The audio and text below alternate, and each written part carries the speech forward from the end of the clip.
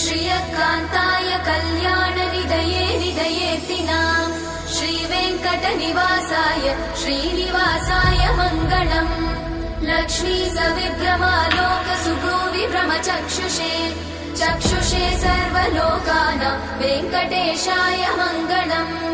श्रीवेङ्कटाद्रिशृङ्गाग्रमङ्गलाभरणाङ्ग्रये मङ्गलानां निवासाय श्रीनिवासाय मङ्गलम्। सर्वावयव सौन्दर्य सम्पदा सर्वचेतसां सदा सम्मोहनायास्तु वेङ्कटेशाय मङ्गलम्।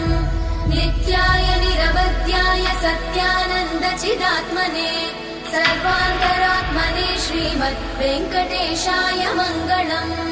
स्वतः सर्वविदे सर्वशक्तये सर्वशेषिने सुलभाय सुशीलाय वेङ्कटेशाय मङ्गलम्।